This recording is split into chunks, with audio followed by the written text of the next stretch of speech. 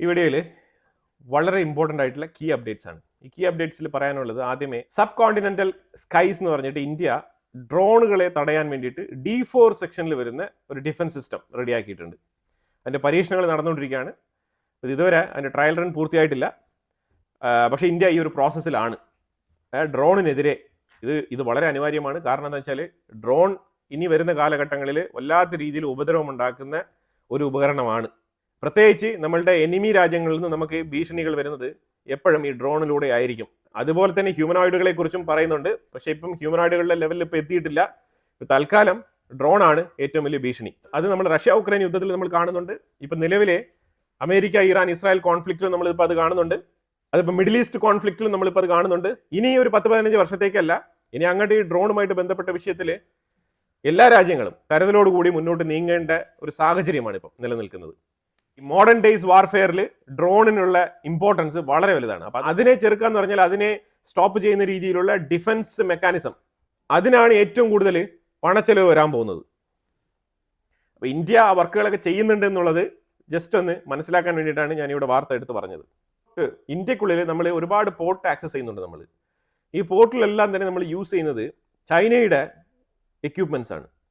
ഇതിനൊരു അറുതി കൊണ്ടുവരണം എന്ന് പറഞ്ഞിട്ട് ഇന്ത്യ കുറെ കാലം കൊണ്ടേ ചിന്തിക്കുന്നുണ്ട്, പ്ലാൻ ചെയ്യുന്നുണ്ട്. ഇതുമായിട്ട് ബന്ധപ്പെട്ട് ഇനിഷ്യേറ്റീവ് എടുക്കാനുള്ള താല്പര്യം പണ്ടേ ഇന്ത്യക്ക് ഉണ്ടായിരുന്നു. നിലവിൽ അതുമായിട്ട് ബന്ധപ്പെട്ട ഒരു വാർത്ത വരാണ്. ഇന്ത്യ മാരിടൈം ക്രെയിൻ മാനുഫാക്ചറിങ് സ്കീമിന് തുടക്കം കുറിക്കുകയാണ്. ഈ കണ്ടെയ്നർ ലോഡിംഗ് അൺലോഡിംഗ് ചെയ്യുന്ന ക്രെയിൻ ഉണ്ടല്ലോ, ആ ക്രെയിൻ ഇന്ത്യക്കുള്ളിൽ തന്നെ നിർമ്മിക്കാൻ വേണ്ടിയിട്ടുള്ള ഒരു പ്രോജക്റ്റിനാണ് തുടക്കം കുറിക്കുന്നത്. വർദ്ധിച്ചു വരുന്ന എണ്ണയുടെ ഡിമാൻഡ്, ക്രൂഡ് ഓയിലിൻ്റെ ഡിമാൻഡ് ഇന്ത്യക്കും റഷ്യക്കും ഇടയിലുള്ള നെഗോസിയേഷൻ പ്ലാനിൽ ഏതെങ്കിലും തരത്തിൽ വീക്കൻ ചെയ്യാനുള്ള സാധ്യത ഉണ്ടോ എന്നുള്ളത് ഇന്ത്യ വിലയിരുത്തുന്നുണ്ട്. ഇപ്പം നിലവിലും റഷ്യയിൽ നിന്ന് നമുക്ക് ഡിസ്കൗണ്ട് പ്രൈസിൽ തന്നെയാണ് എണ്ണ കിട്ടിക്കൊണ്ടിരിക്കുന്നത്. ഇതിനു മുമ്പ് നമ്മൾ വെച്ചിരുന്ന എഗ്രിമെന്റ് പ്രകാരമാണ് ഈ എണ്ണ നമുക്കിപ്പോൾ കിട്ടുന്നത്. അപ്പം അതിന് പഴയ വില തന്നെയാണ്. ആ എഗ്രിമെന്റ് നിലനിൽക്കുന്നത് ക്ലോസ് ഇല്ലാതെയാണ്. കാരണം അന്ന് അമേരിക്കയെ എതിർത്തുകൊണ്ട് നമ്മൾ റഷ്യയുമായിട്ട് എണ്ണ വാങ്ങിച്ചുകൊണ്ടിരുന്ന സമയത്ത് നമ്മൾ വെച്ചൊരു ഡീലാണിത്. അപ്പോൾ അതുകൊണ്ട് ആ ഡീലിലൊന്നും ചെയ്യാൻ പറ്റത്തില്ല. അതിന് പുറമേ നമ്മളിപ്പം അഡീഷണൽ ആയിട്ട് എണ്ണ പർച്ചേസ് ചെയ്യുന്നുണ്ട്. അഡീഷണൽ ആയിട്ട് നമ്മൾ വാങ്ങിക്കുന്ന എണ്ണയുമായിട്ട് ബന്ധപ്പെട്ട നെഗോസിയേഷനിൽ റഷ്യയും ഇന്ത്യയും അങ്ങോട്ടും ഇങ്ങോട്ടും ഒരു ധാരണയിൽ എത്താൻ പറ്റുന്നില്ല. അതിൻ്റെ ചർച്ചകൾ ഇങ്ങനെ നീണ്ടു പൊയ്ക്കൊണ്ടിരിക്കുകയാണ്. സൗത്ത് കൊറിയയുടെ കമ്പനി ആയിട്ടുള്ള ഹ്യൂണ്ടായി ഇന്ത്യയിൽ ശരിക്കും തമിഴ്നാട്ടിലാണ് അവരുടെ മാനുഫാക്ചറിങ് യൂണിറ്റ് ഉള്ളത്. അവർ നിരന്തരം ട്യൂറ്റുക്കുറൈൻ എന്ന് പറഞ്ഞ ആ പോർട്ടിൽ നിന്നാണ് അവർ ഏറ്റവും കൂടുതൽ കയറ്റുമതി ചെയ്യുന്നത്, എക്സ്പോർട്ട് ചെയ്യുന്നത്, കാറുകൾ കയറ്റി അയക്കുന്നത്. ഫ്രഷ് കണ്ടെയ്നർ ടെർമിനൽ തന്നെ അവർ ഏറ്റെടുക്കാൻ തീരുമാനിച്ചിട്ടുണ്ട്. ഏറ്റെടുക്കാൻ മീൻസ് ഫ്രഷ് ആയിട്ട് ബിൽഡ് ചെയ്യാനാണ് തീരുമാനിച്ചിരിക്കുന്നത്. അപ്പോൾ അതിന് വേണ്ടിയിട്ടുള്ള ഇൻവെസ്റ്റ്മെന്റ് അവർ ഇന്ത്യക്കുള്ളിൽ നടത്താൻ തീരുമാനിച്ചിട്ടുണ്ട്. $4 ബില്യൺ ആണ് ഇൻവെസ്റ്റ്മെന്റ് ചെയ്യാൻ തീരുമാനിച്ചിരിക്കുന്നത്. Greenfield shipyard in Tuticorin എന്നാണ് അവർ പറഞ്ഞിരിക്കുന്നത്. കൃത്യമായിട്ട് അവർ $4 ബില്യൺ ഇൻവെസ്റ്റ്മെന്റിൽ അവിടെ ഒരു ഫ്രഷ് ആയിട്ടുള്ള ഒരു അഡീഷണൽ യാർഡ് പണിയാണ്. ഇന്ത്യ ഒഫീഷ്യലി തന്നെ സ്റ്റേറ്റ്മെന്റ് പുറത്തിറക്കിയിട്ടുണ്ട്. ഇന്ത്യ ഇറാന്റെ അടുത്ത് ഒരിക്കലും റിക്വസ്റ്റ് ചെയ്തിട്ടില്ല. ഏതാണ്? ഇന്ത്യയുടെ ഷിപ്മെന്റുകൾ സ്ട്രേറ്റ് ഓഫ് ഹോർമൂസിലൂടെ കൊണ്ടുപോകാൻ വേണ്ടിയിട്ട് ഇറാന്റെ അടുത്ത് ഇന്ത്യ ഒരിക്കലും റിക്വസ്റ്റ് ചെയ്തിട്ടില്ല. ഇന്ത്യ കൊണ്ടുപോകുന്നു എന്ന് വളരെ ബോൾഡായിട്ട് പറഞ്ഞിട്ട് തന്നെയാണ് കൊണ്ടുപോയിക്കൊണ്ടിരിക്കുന്നത്. ഇറാൻ അതിനെ ആക്രമിക്കാൻ പാടില്ല എന്നുള്ള നിർദ്ദേശവും ഇന്ത്യ അങ്ങോട്ട് വെച്ചിട്ടുണ്ട്. അപ്പോൾ അതിന് ഇറാൻ കൊടുത്ത മറുപടി എന്താണെന്ന് പറഞ്ഞാൽ, ഇന്ത്യയുടെ ഷിപ്പുകളെ, ഇന്ത്യയുടെ ഫ്ലാഗുമായിട്ട് വരുന്ന ഷിപ്പുകളെ ഞങ്ങൾ ആക്രമിക്കില്ല, പക്ഷേ സെക്യൂരിറ്റി ഉറപ്പുവരുത്തേണ്ടത് ഇന്ത്യയുടെ ചുമതലയാണ്. അവിടെ ഒരു രാജ്യത്തിന്റെ കപ്പലുകളെയും ഞങ്ങൾ തടഞ്ഞു വെച്ചിട്ടില്ല എക്സെപ്റ്റ് അമേരിക്ക, ഇസ്രായേൽ എന്നുള്ള മറുപടിയാണ് ഇറാന്റെ സൈഡിൽ നിന്ന് കിട്ടിയത്. ആ മറുപടി കിട്ടിയതിനെ തുടർന്നാണ് ഇന്ത്യ വാർഷിപ്പുകളുമായിട്ട് പോയിട്ട് നമ്മളുടെ ഷിപ്പുകളെ കൃത്യമായിട്ട് സേഫ് ഗാർഡ് ചെയ്ത് സ്ട്രേറ്റ് ഓഫ് ഹോർമൂസിലൂടെ പാസ് ചെയ്ത് കൊണ്ടുവന്നുകൊണ്ടിരിക്കുന്നത്. ഒരു കാര്യം മനസ്സിലാക്കണം, ഇപ്പം ഇറാൻ ആക്രമിക്കില്ല എന്ന് പറഞ്ഞു കഴിഞ്ഞു. ഇപ്പുറത്തെ സൈഡിലുള്ളത് അമേരിക്കയും ഇസ്രായേലും ഒക്കെയാണ്. അപ്പോൾ അവരെന്തായാലും മിഡിൽ ഈസ്റ്റ് രാജ്യങ്ങൾ ഇതിനെ അറ്റാക്ക് ചെയ്യാൻ പോകുന്നില്ല. കാരണം നമ്മൾ ലോഡ് ചെയ്തിരിക്കുന്ന സാധനങ്ങൾ തന്നെ മിഡിൽ ഈസ്റ്റിൻ്റെതാണ്. അപ്പോൾ അതുകൊണ്ട് ഒരിക്കലും നമ്മുടെ സപ്ലയർ ഇതിനെ അറ്റാക്ക് ചെയ്യില്ല.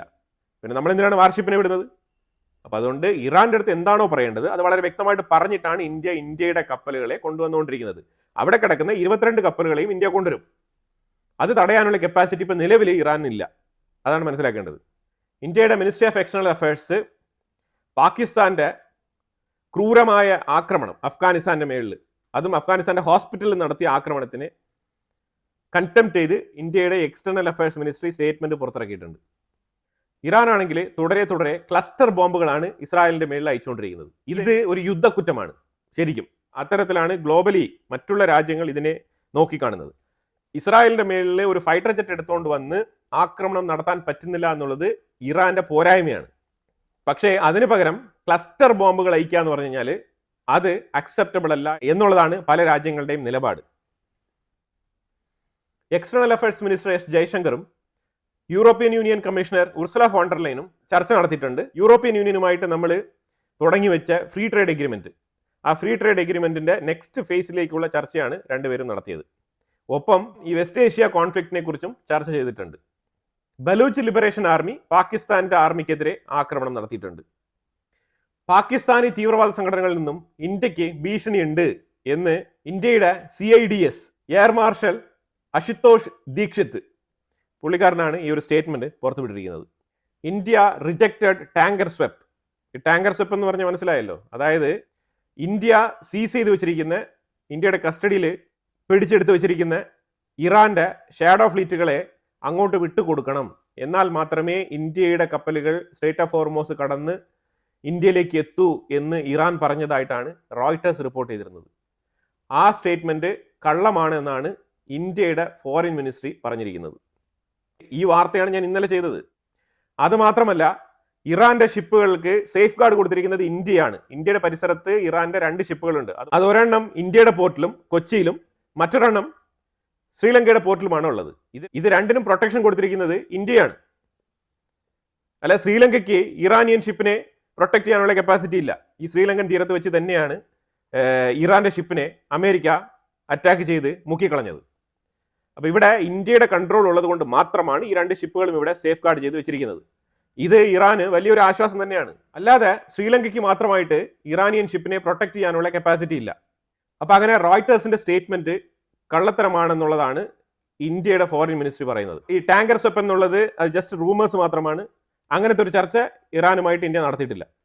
ഇന്ത്യ ചോദിച്ചിരിക്കുന്നത് ഇന്ത്യയുടെ ഷിപ്മെന്റുകൾ, സ്ട്രേറ്റ് ഓഫ് ഹോർമൂസിൽ കിടക്കുന്ന ഷിപ്മെന്റുകളെ ഇന്ത്യ ഫുൾ സെക്യൂരിറ്റി ഉറപ്പുവരുത്തിക്കൊണ്ട് ഇന്ത്യ ഇങ്ങോട്ട് എടുത്തോളാം, ഇറാൻ അതിനെ തടയാതിരുന്നാൽ മതി, അത്രേ ഇന്ത്യ ചോദിച്ചിട്ടുള്ളൂ ഇറാന്റെ അടുത്ത്. ഇറാൻ അതിന് ഓക്കെ പറഞ്ഞിട്ടുണ്ട്. ഇതിൽ കൂടുതലായിട്ട് ഒരു ഡിസ്കഷനും ഇറാനുമായിട്ട് ഇന്ത്യ നടത്തിയിട്ടില്ല. റോയിട്ടേഴ്സിന് എവിടെ നിന്നാണ് ഇത്തരത്തിലുള്ള വാർത്തകളൊക്കെ കിട്ടിയെന്നുള്ളത് ഇനി റോയിട്ടേഴ്സ് തന്നെയാണ് ക്ലാരിഫൈ ചെയ്യേണ്ടത്. ഇനി 22 ഷിപ്പുകൾ ഇന്ത്യയുടെ അവിടെ പെൻഡിംഗ് ഉണ്ട്, അതും കൂടി ഇന്ത്യയിലേക്ക് എത്തിക്കഴിഞ്ഞാൽ മാത്രമേ ഞാൻ റോയിട്ടേഴ്സിന്റെ സ്റ്റേറ്റ്മെന്റിനെയൊക്കെ തള്ളിക്കളയുള്ളൂ എന്ന് പറഞ്ഞിട്ട് ചിലരൊക്കെ വന്ന് കമന്റ് ഇട്ടിട്ടുണ്ടായിരുന്നു. ഇത് അഡീഷണൽ ആയിട്ട് 2 ഷിപ്മെന്റുകൾ കൂടി ഇപ്പം ഞാൻ ഈ വാർത്ത വായിച്ചുകൊണ്ടിരിക്കുന്ന സമയത്ത് ബന്ദർ അബ്ബാസ് കടന്ന് സ്ട്രേറ്റ് ഓഫ് ഹോർമോസ് കടന്ന് പാസ് ചെയ്ത് വന്നുകൊണ്ടിരിക്കുകയാണ്. ഇന്ത്യയുടെ 2 അഡീഷണൽ ഷിപ്മെന്റുകൾ കൂടി, അതും ലിക്വിഫൈഡ് നാച്ചുറൽ ഗ്യാസ് ഫുൾഫിൽ ചെയ്ത ടാങ്കർ ഷിപ്പുകളാണ്. ഒന്നിന്റെ പേര് പൈൻ ഗ്യാസ്, മറ്റൊന്ന് ജഗ് വസന്ത്. ഇതും നാളെ വൈകുന്നേരം മറ്റന്നാൾ രാവിലെയോടുകൂടി ഇന്ത്യൻ തീരത്തെത്തും.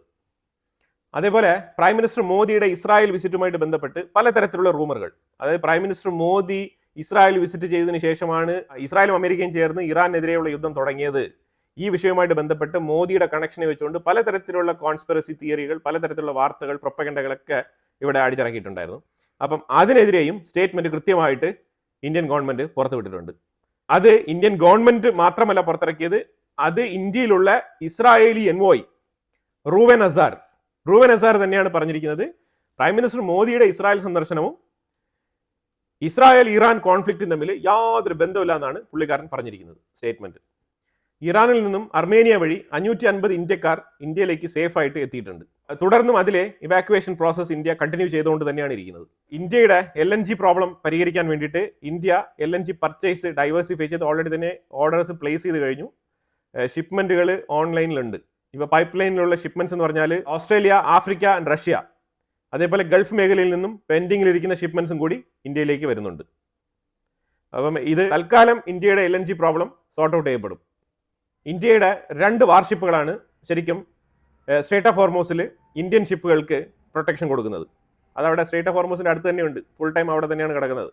അപ്പോൾ അത് അങ്ങോട്ട് പോവും ഇങ്ങോട്ട് വരും. ആ സ്ട്രേറ്റ് ഓഫ് ഹോർമോസിൻ്റെ ആ ഒരു പരിസരം കൃത്യമായിട്ട് നമ്മളുടെ ഷിപ്പുകളെ എസ്കോർട്ട് ചെയ്ത് കൃത്യമായിട്ട് സ്ട്രേറ്റ് ഓഫ് ഹോർമോസ് കടത്തി സേഫ് ലൈനിൽ എത്തിക്കുക എന്നുള്ളതാണ് ഈ 2 വാർഷിപ്പുകളുടെയും ചുമതല. മിഡിൽ ഈസ്റ്റ് കോൺഫ്ലിക്റ്റുമായിട്ട് ബന്ധപ്പെട്ട് ഇന്ത്യ വളരെ സുപ്രധാനമായിട്ട് ഒരു മെസ്സേജ് UN പറഞ്ഞിട്ടുണ്ട്. Religion cannot justify violence. അതാണ് ഇതിനകത്ത് കൃത്യമായിട്ട് പറഞ്ഞിരിക്കുന്നത്. കാരണം വേറെ ഒന്നുമല്ല, ഇറാൻ 2 ദിവസങ്ങൾക്ക് മുമ്പാണ് ഈ ലാരിജാനി, ഇന്ന് പുള്ളി ജീവിച്ചിരിപ്പില്ല, പുള്ളിക്കാരൻ പറഞ്ഞത് ഇസ്ലാമിക രാജ്യങ്ങളെല്ലാം തന്നെ ഒരുമിക്കണം, ആർക്കെതിരെ? അമേരിക്കക്കെതിരെയും ഇസ്രായേലിനെതിരെയും ഒരുമിക്കണം എന്നുള്ള സ്റ്റേറ്റ്മെന്റ് ആണ് ലാരിജാനി പുറത്തിറക്കിയത്. ഹാരിഷ് പർവതനേനിയാണ് ഇന്ത്യയെ പ്രതിനിധീകരിച്ച് ഐക്യരാഷ്ട്രസഭയിൽ ഇസ്ലാമോഫോബിയയെ കുറിച്ചുള്ള ഒരു സ്റ്റേറ്റ്മെന്റ് പറഞ്ഞത്. ഇസ്ലാമോഫോബിയക്കെതിരെ കൃത്യമായിട്ടുള്ള നിലപാടുകൾ അന്താരാഷ്ട്ര സമിതി വ്യക്തമാക്കണമെന്നാണ് പുള്ളിക്കാരൻ പറഞ്ഞു വെച്ചത്. അല്ലാതെ അതായത് സമാധാനം എന്നുള്ള വാക്കിനോ അല്ലാന്നുണ്ടെങ്കിൽ ഹിംസയ്ക്കോ അഹിംസയ്ക്കോ രണ്ട് കാര്യങ്ങൾക്കും റിലീജിയനെ വെച്ചുകൊണ്ടൊരു ജസ്റ്റിഫിക്കേഷൻ സാധിക്കില്ല എന്നാണ് പറഞ്ഞു വെച്ചിരിക്കുന്നത്. അപ്പം അതായത് ഈ റിലീജിയൻ പറഞ്ഞുകൊണ്ട് ഉമ്മത്ത് എന്നൊക്കെ പറഞ്ഞുകൊണ്ട് പാകിസ്ഥാൻ, തുർക്കി, അസർബൈജാൻ ഇങ്ങനത്തെ രാജ്യങ്ങളൊക്കെ ഉണ്ടല്ലോ, ഇവരൊക്കെ ഈ ഇസ്ലാം എന്ന് പറഞ്ഞിട്ടുള്ള ആ ഒരു റിലീജിയൻ എടുത്ത് വെച്ചുകൊണ്ടാണ് ഇവരുടെ കളി മൊത്തം. അപ്പം അതിനെതിരെയാണ് പുള്ളിക്കാരൻ വളരെ വ്യക്തമായിട്ട് ഈ ഒരു പോയിന്റ് പറഞ്ഞിരിക്കുന്നത് ഇന്ത്യൻ പെർസ്പെക്റ്റീവിൽ. കാരണം ഇന്ത്യക്കുള്ളിൽ പല മതത്തിലുള്ള ആൾക്കാരുണ്ട്. മുസ്ലിംസ് പാകിസ്ഥാന്റെ ടോട്ടൽ പോപ്പുലേഷനേക്കാളും ഏറ്റവും കൂടുതൽ ഇന്ത്യക്കുള്ളിലുള്ള മുസ്ലിം കമ്മ്യൂണിറ്റി മാത്രമുണ്ട്. അത്തരത്തിലുള്ള ഇന്ത്യയെക്കുറിച്ചുള്ള കാഴ്ചപ്പാടുകൾ തന്നെ തെറ്റായി വിശദീകരിക്കുന്ന രാജ്യങ്ങളാണ് ഞാൻ മേൽ പറഞ്ഞ രാജ്യങ്ങളൊക്കെ. അപ്പൊ അത് കൃത്യമായി ഇസ്ലാമോഫോബിയ എന്താണെന്നുള്ളതിനെ കുറിച്ച് അഡ്രസ്സ് ചെയ്യാനും അതിൽ അന്താരാഷ്ട്ര സംഘടനയിൽ കൃത്യമായിട്ടുള്ള നിർവചനം വേണമെന്നാണ് പുള്ളിക്കാരൻ ആവശ്യപ്പെട്ടിരിക്കുന്നത്. പിന്നെ ഈ ഇസ്ലാമോഫോബിയയെ കുറിച്ച് പറയാനുള്ളതെന്ന് വെച്ചാൽ, ഇത് ശരിക്കും പറഞ്ഞാൽ ഏതെങ്കിലും ഒരാൾ ഇസ്ലാമിനെതിരെയോ അല്ലെങ്കിൽ ഈ മതവുമായിട്ട് ബന്ധപ്പെട്ട് ഏതെങ്കിലും സ്റ്റേറ്റ്മെന്റ് പറഞ്ഞു കഴിഞ്ഞാലോ ഒരു കൂട്ടം ആൾക്കാർ ഇങ്ങനെ വരും. ഒരു കൂട്ടം ആൾക്കാർ വന്നിട്ട് ഈ പറഞ്ഞ പോയിന്റിനെ ഗണ്ണിച്ച് ഒരു ചെറിയ പോയിന്റ് പോലും പറയാനുണ്ടാവില്ല. എന്താണോ സ്റ്റേറ്റ്മെന്റ്, ആ സ്റ്റേറ്റ്മെന്റിനെ എതിർത്തുകൊണ്ടോ അല്ലെങ്കിൽ ആ സ്റ്റേറ്റ്മെന്റിനെ ക്രിട്ടിസൈസ് ചെയ്തുകൊണ്ടോ ഒരു തരത്തിലുള്ള കൗണ്ടർ സ്റ്റേറ്റ്മെന്റും അവരുടെ സൈഡിൽ നിന്നും ഉണ്ടാവില്ല. പക്ഷേ ഇസ്ലാമോഫോബിയ എന്ന് എഴുതിയിട്ട് പോകും. ഇസ്ലാമോഫോബിയ എന്ന് എഴുതുന്നതും ഇവന് പ്രാന്താണെന്ന് പറയുന്നതും ഒന്നാണ്. കാരണം എന്താണെന്ന് വെച്ചാൽ ഒരുത്തന്റെ മേളിൽ നമ്മൾ പ്രാന്ത് ആരോപിച്ചു കഴിഞ്ഞാൽ പിന്നെ അവൻ പറയുന്നത് കേൾക്കേണ്ട ആവശ്യമില്ലല്ലോ. അവൻ പറയുന്നത് പോസിറ്റീവ് ആണെങ്കിലും നെഗറ്റീവ് ആണെങ്കിലും നല്ലതാണെങ്കിലും മോശമാണെങ്കിലും ആ പറഞ്ഞ വിഷയത്തിനെ കുറിച്ച് പിന്നെ ചർച്ച ഉണ്ടാവില്ല. പിന്നെ ഈ പോയിന്റ് ഔട്ട് ചെയ്ത് പറയുന്നുണ്ടല്ലോ അവന് പ്രാന്താണ്, അതേമാതിരിയുള്ള സ്റ്റേറ്റ്മെന്റ് ആണ് ഇസ്ലാമോഫോബിയ. അല്ലാതെ റിയലി ഇസ്ലാമോഫോബിയ എന്ന് പറയുന്നത് പോലെയുള്ള ഒരു ഫോബിയ മൊത്തത്തിൽ ഇവിടെ ഇല്ല എന്നുള്ളതാണ് യാഥാർത്ഥ്യം. അത് പൊതുവേ ഇത്തരത്തിലുള്ള ആൾക്കാർ പറഞ്ഞുണ്ടാക്കുന്ന അജണ്ടയാണ്. കാരണം അവർക്ക് ഈ പറയുന്ന പോയിന്റിലുള്ള തെറ്റ് മറച്ചു പിടിക്കാനും ഈ തുറന്നു കാണിക്കുന്ന പോയിന്റുകൾക്കെതിരെ തിരിച്ചൊന്നും പറയാനില്ലാത്തത് കൊണ്ടും അവർ ഉപയോഗിക്കുന്ന ഒരു ടെർമിനോളജിയാണ് ഇസ്ലാമോഫോബിയ. ഇതാണ് ഇസ്ലാമോഫോബിയയെ കുറിച്ചുള്ള എന്റെ അഭിപ്രായം. ഇതിനെക്കുറിച്ചുള്ള നിങ്ങളുടെ അഭിപ്രായങ്ങൾ കമന്റ് ബോക്സിൽ രേഖപ്പെടുത്തുക. കൂടുതൽ വാർത്തകളുമായിട്ട് അടുത്ത വീഡിയോയിൽ വരാം. Thank you so much.